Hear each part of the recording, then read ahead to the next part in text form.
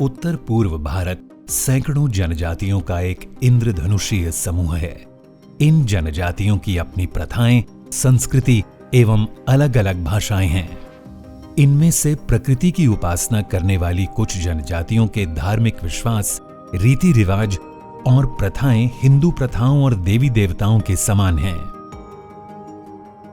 ऐसी भी जनजातियां हैं जो प्रकृति को सर्वोच्च मानती हैं और केवल प्रकृति की ही पूजा अर्चना करती हैं। इन जनजातियों के बीच आपसी युद्ध आम हुआ करते थे और समय के साथ इन जनजातियों के लोग बड़ी संख्या में ईसाई धर्म में परिवर्तित होने लगे।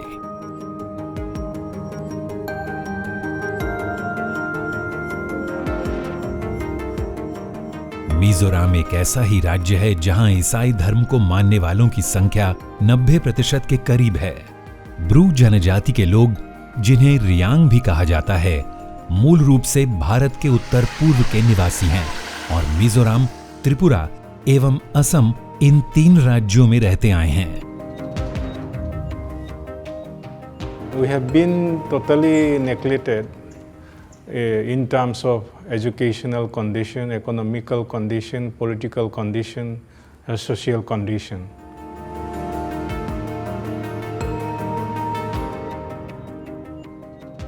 त्रिपुरा में रहने वाले ब्रू जनजाति के लोगों को एक बड़ी संख्या में मिजोरम छोड़ने पर मजबूर किया गया और इसका कारण था वहां के बहुसंख्यक मिजो समाज का उनके प्रति भेदभाव और अत्याचार। जब मैं स्कूल जाते थे तब भी हम लोग संडे के टाइम में हम चर्च पे नहीं जाते थे, तो हमें बहुत नेक्स्ट दिन मंडे के टाइम में बहुत पनिशमेंट मिला जाता था। पूरा 2-3 घंटे हमें बाहर में खड़ा करा दिया जाता था। अपनी अलग जातीय पहचान के चलते मिजो समाज ब्रू जनजाति के लोगों को पराया मानता था और उन्हें सरकारी नौकरियों से वंचित रखा जाता था।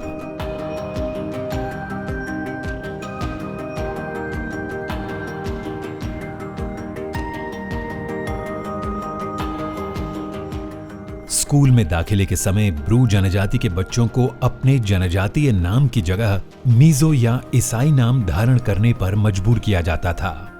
ब्रू जनजाति के लोगों को मिजो भाषा बोलने को विवश किया जाता था और ब्रू समुदाय के किसानों से उनके घरों के आसपास की जमीन हड़प ली जाती थी, जिससे उनकी झूम की खेती में बाधा आती थी। मतदाता सूचियों से ब्रू जनजाति के लोगों के नाम रहस्यमयी ढंग से गायब हो जाते थे या फिर ब्रू जनजाति की मतदाता सूचियां अकस्मात ही आग में नष्ट हो जाती थीं और परिणाम स्वरूप ब्रू जनजाति के लोग सरकार की जन कल्याण योजनाओं का लाभ उठाने से वंचित रह जाते थे। 1995 में यंग मिजो एसोसिएशन और मिजो स्टूडेंट्स एसोसिएशन ने ब्रू जनजाति के लोगों का मिजोरम के मूल निवासी न होने के कारण राज्य के मतदाताओं की सूची से नाम हटाने की मांग की। ब्रू जनजाति के लोगों ने इसका विरोध किया और एक अलग ब्रू ऑटोनोमस डिस्ट्रिक्ट काउंसिल या जिला परिषद बनाने की मांग की। We, the people of Brus, once and intensified the demands of the Autonomous District Council, and again from the government side and the people of Mizoram, they also intensified the opposing this Autonomous District Council. सितंबर 1997 में मिजोरम के साइपुइलुई गांव में स्वायत्तता की मांग पर विचार करने के लिए एक जनसभा आयोजित की जा रही थी। मिजो युवाओं की एक भीड़ ने मिजो आर्म्ड पुलिस के साथ सभा को तितर-बितर कर दिया और लोगों पर हमला बोल दिया। उनका कहना था कि वहां पर उपस्थित लोग मिजोरम को विभाजित करने का प्रयास कर रहे थे। वो दिन लूटपाट, आगजनी, हत्याओं और बलात्कार के एक भयानक दौर की शुरुआत साबित हुआ। đang khóc bài khe nụ sầu ô đi lẹ ô đang khó sợ khóc bài khe nà xong khi abo kừng lại khi nó chừng lại đầu lại bây giờ nó mặc hại lại ha cái cái nó cái chuyện khi đầu lên nụ hụ lên sau giá sợ ông cò lại ông phun nào kừng ubon sát thế la bài khe khai nó mà phải ha।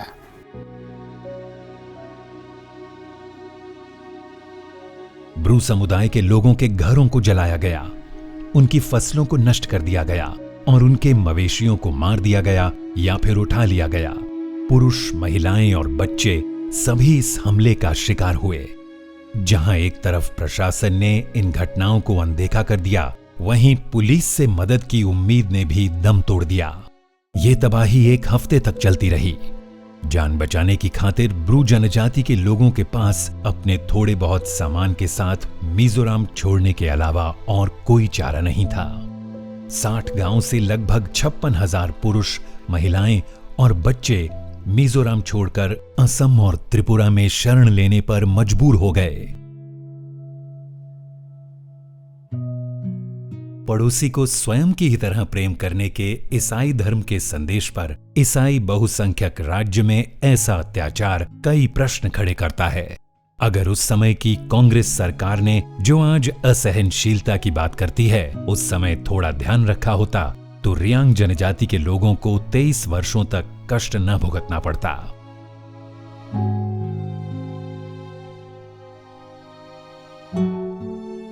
कुछ ही समय में ये एक बड़े मानवीय संकट में बदल गया। हजारों विस्थापित ब्रू शरणार्थियों को भोजन, जल, आश्रय और अन्य मूलभूत सुविधाएं उपलब्ध कराने की तुरंत आवश्यकता थी। स्वर बकरों की तरह हम लोग रहा, एकदम ना ये ऐसी ज़मीन में रहा, हम लोग ज़मीन में ही सोए। और कोई तो बुजुर्ग लोग हैं उनका देहांत भी हो गई। और मेरा पिताजी के रिलेशन है वो भी बुजुर्ग है, वही में एडजस्ट नहीं हो पाए एनवायरनमेंट से, तो फिर वही में डेथ हो गई। ऐसे करते करते हम लोग कल्याण आश्रम से संपर्क हुई थी। कल्याण आश्रम वाले लोग आए तो उसमें वो चूड़ा वगैरह, मूरी वगैरह हमको खाने के लिए दिया और सब चंदा मांग कल्याण आश्रम वाले ने शरण दिया। ऐसे गंभीर संकट के समय वनवासी कल्याण आश्रम भारत के विभिन्न जनजातीय समुदायों के कल्याण और उत्थान में कार्यरत एक गैर लाभकारी संस्थान ने आगे बढ़कर मदद की। संस्था के सदस्य विशेषतः श्री कृष्णा भीड़े और श्री संजय कुलकर्णी, स्वयंसेवक और स्थानीय कार्यकर्ताओं ने अपने अथक प्रयासों से लगभग 6 करोड़ रुपए इकट्ठा किए और इसके अतिरिक्त ब्रू शरणार्थियों के लिए खाद्यान्न एवं अन्य मूलभूत वस्तुओं का प्रबंध किया। हम लोग 1997 को सबसे पहले असम में डिस्प्लेस हो गए, वहाँ पे टेम्पररी रहे। तो तब से लेके अपने वनवासी कल्याण आश्रम ने ऐसा मूवमेंट चलाया पूरे भारत में कि हरियाणा से, राजस्थान से, मध्य प्रदेश से, महाराष्ट्र से, उत्तर प्रदेश से, बिहार से, बहुत पूरे भारत से कपड़े हो या चावल हो, जो भी चावल, चप्पल, मच्छरदान, जो भी चीज़ें हैं पूरे भारत से इकट्ठा किया गया और यहाँ पे उन्होंने आके डिस्ट्रीब्यूट किया।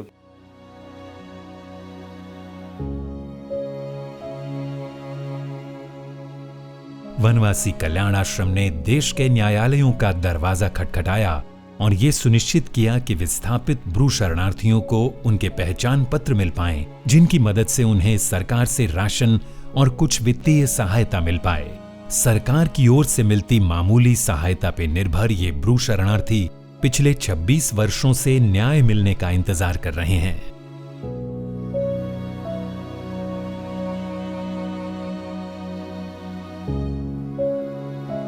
उत्तर त्रिपुरा जिले के कंचनपुर सब डिवीजन में ब्रू शरणार्थियों के 6 अस्थायी शिविर हैं। इस अस्थायी व्यवस्था के चलते इन शरणार्थियों के पास ना तो पक्के घर हैं, ना ही पीने का पानी, बिजली, पक्की सड़कें, स्कूल या फिर स्वास्थ्य सुविधाएं। इन शरणार्थी शिविरों में जीवन बेहद कठिन है। यहां तक कि बच्चों और बुजुर्गों को भी नीचे घाटी से सर पर पानी ढोकर ऊपर लाना पड़ता है।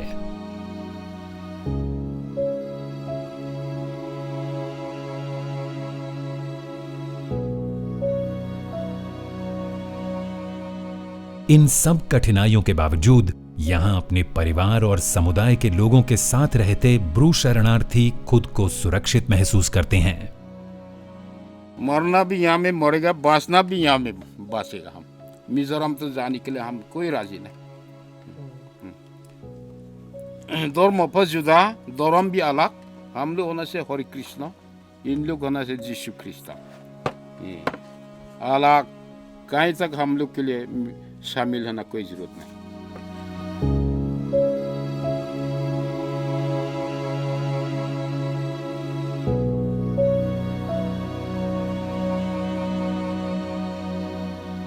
सबसे पहले ये कल्याण आश्रम वाले लोग ने आया, वो क्या बोलते स्कूल का नाम तो याद नहीं, हिंदी सिखाने के लिए ऐसे आते हैं। और समाज सेवा ये कल्याण आश्रम वाले लोग सब ने मतलब कि छोटा मोटा बच्चों को ABC सिखाना, ऐसे स्कूल अलग अलग खोली। वनवासी कल्याण आश्रम ने शरणार्थी शिविरों में रह रहे बच्चों को बुनियादी शिक्षा प्रदान करने की व्यवस्था की है। इनमें से कुछ बच्चों को वनवासी कल्याण आश्रम द्वारा देश के विभिन्न भागों में चलाए जा रहे स्कूलों और छात्रावासों में भेजा गया है। तो कल्याण आश्रम के वजह से हम लोग फिर महाराष्ट्र चले गया, तो शिक्षा करने के लिए हम लोग ये हिंदी इंग्लिश वहाँ पे ही है सब। सिंधी स्कूल में पहले 10वीं तो सिंधी स्कूल में गोंडिया में किया, फिर वह 10वीं पास करने के बाद फिर मेरे को नागपुर में ट्रांसफ़र कर दिया, फिर वहाँ से धर्मपत कॉलेज गए फिर हम लोग। मैं उधर से सहारनपुर से क्लास 1 से पढ़ाई करके क्लास 12 तक पढ़ाई किया। फिर क्लास 12 से रुद्रपुर में चले गया, तो रुद्रपुर में भी उसमें अपना वनवासी कल्याण आश्रम छात्रावास का कार्यालय है। तो कार्यालय में रह करके BA first year, second year, third year, 4 years करके उसमें 4 साल का BA कंप्लीट करके आ गया हूँ।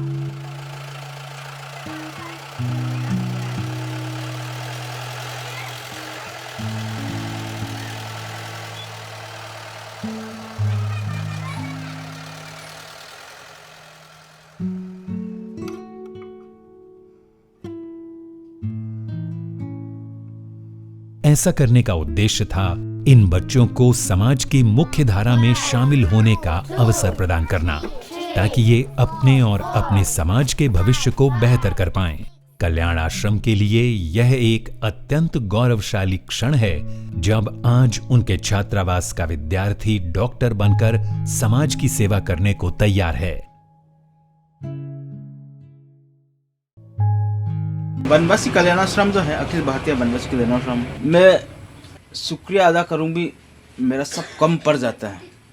उन्होंने ब्रू कम्युनिटी को बहुत ज़्यादा साथ दिया है। जब 1997 तब से लेकर आज तक उन्होंने साथ दिया। बहुत बच्चे को जाके बाहर में पढ़वाया, कोई डॉक्टर भी बना, कोई इंजीनियर भी बना, कोई लॉयर भी बना।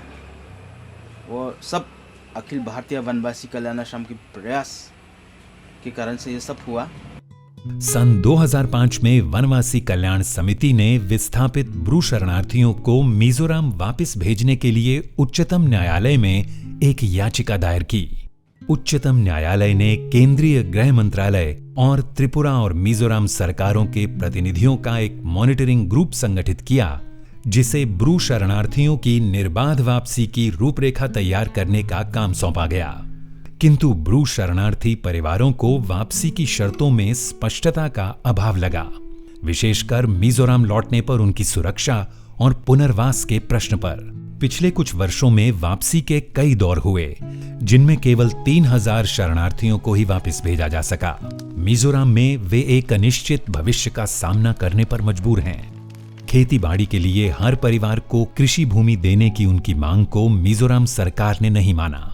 अधिक सुरक्षित महसूस करने के इरादे से मिजोरम में गांव के झुंड बनाकर एक दूसरे के नजदीक रहने की उन्हें अनुमति नहीं दी गई और मिजोरम सरकार ने ब्रू जनजाति को राज्य में एक स्वतंत्र जिला परिषद स्थापित करने से भी इनकार कर दिया।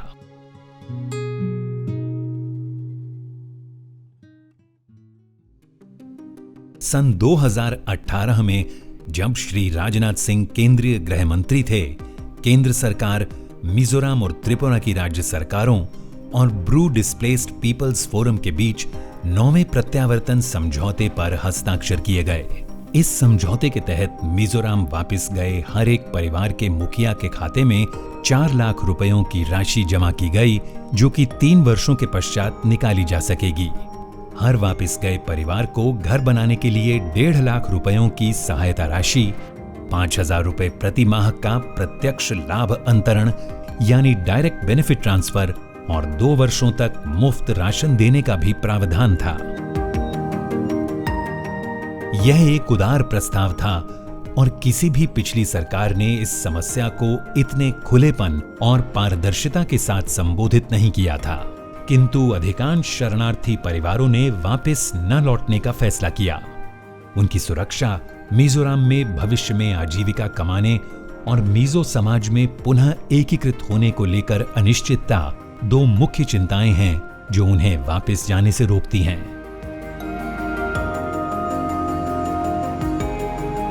जनवरी 2020 में केंद्रीय गृह मंत्री श्री अमित शाह जी की उपस्थिति में केंद्र सरकार, त्रिपुरा और मिजोरम राज्यों की सरकारों और ब्रू समुदाय के प्रतिनिधियों के बीच एक ऐतिहासिक समझौते पर हस्ताक्षर किए गए, जिसमें यह निर्णय लिया गया कि त्रिपुरा में शरणार्थी शिविरों में रहने वाले विस्थापित ब्रू समुदाय के लोगों को मिजोरम वापस भेजने की बजाय अब त्रिपुरा में ही बसाया जाएगा। विस्थापित ब्रू शरणार्थियों के लिए ये अत्यंत स्वागत योग्य निर्णय है। वे अब कंचनपुर शिविरों में अपने अस्थायी घरों को खाली कर इस समझौते के तहत आवंटित घरों में जा पाएंगे। दिल्ली में एक महत्वपूर्ण समझौते पर हस्ताक्षर किए गए। इसके साथ ही लगभग 25 वर्ष पुरानी ब्रू रियांग रेफ्यूजी क्राइसिस एक दर्दनाक चैप्टर का अंत हुआ।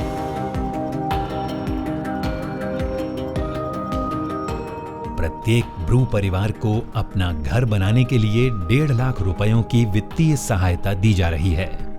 इसके अलावा ब्रू परिवार के सदस्य के नए खोले गए बैंक खाते में 4 लाख रुपयों की धनराशि फिक्स्ड डिपॉजिट के रूप में जमा की जा रही है। त्रिपुरा में 2 साल रहने के उपरांत परिवार इस रकम को बैंक से निकाल सकता है। अपने ही देश में शरणार्थियों के समान व्यवहार किए जाने के कलंक और पीड़ा से दूर ये शरणार्थी परिवार आज एक नया जीवन शुरू करने की तैयारी में जुटे हुए हैं। हर कदम पर सरकार उन्हें समर्थन दे रही है। पुनर्वास कार्यक्रम के तहत प्रत्येक परिवार को 2 साल तक मुफ्त राशन और हर महीने 5,000 रुपए की राशि दी जाएगी। स्वयं को दोबारा स्थापित करने और अपनी आजीविका के साधन जुटाने के लिए ये पर्याप्त समय है। वनवासी कल्याण आश्रम सक्रिय रूप से उन गांवों में काम कर रहा है जहां इन परिवारों के लिए नए घर बनाए जा रहे हैं और हर वो सहायता प्रदान कर रहा है जो सुनिश्चित करे कि इन गांवों को उचित स्कूल, सड़कें और अन्य नागरिक सुविधाएं जल्द से जल्द मिल सकें।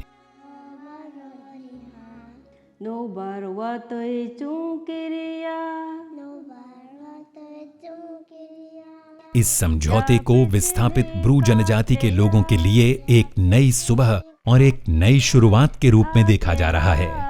आशा है कि ये समझौता वर्षों से जातीय संघर्ष और हिंसा से जूझते भारत के उत्तर पूर्व को राष्ट्रीय मुख्य धारा में लाने और इस क्षेत्र में तेजी से विकास और स्थायी शांति और समृद्धि सुनिश्चित करने में सफल होगा। सेकंड इंस्टॉलमेंट मिला ही नहीं। ये सबमिट कब किया था मतलब आधा कंप्लीट का फोटो, लेकिन सेकंड इंस्टॉलमेंट नहीं मिला। इसके कारण घर भी अधूरा पड़ा है। ऐसे नाम और फोटो दोनों देने पड़ेंगे और बैंक डिटेल्स भी। वनवासी कल्याण आश्रम भारत सरकार द्वारा लाए गए इस समझौते का तहे दिल से स्वागत करता है।